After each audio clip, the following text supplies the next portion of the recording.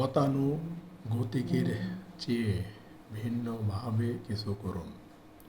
কোনো উদ্যোগের ক্ষেত্রে বা জীবনে চলার পথে যে কোনো কাজ ও চিন্তায় যখন যেই ট্রেন্ড শুরু হয় সবাই তাতে গা ভাসিয়ে দেয় এবং সবাই সেটা শুরু করে।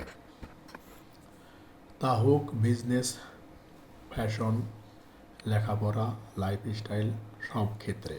কিন্তু এর মধ্যে অল্প সংখ্যক মানুষ যারা একটু ভিন্ন চিন্তা করে, ব্যতিক্রমীভাবে কিছু করতে চায় ও করে, তারা নজর কাড়ে সবার এবং সফল হয়।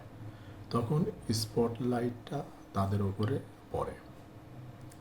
সুতরাং জীবনের প্রতিটি ক্ষেত্রে, ব্যবহারে, আচরণে, ভালোবাসায়, ক্যারিয়ারে, উদ্যোগে সবাই যেভাবে করছে বা যা করছে তার চেয়ে একটু ভিন্নভাবে ও নতুন কিছু করুন।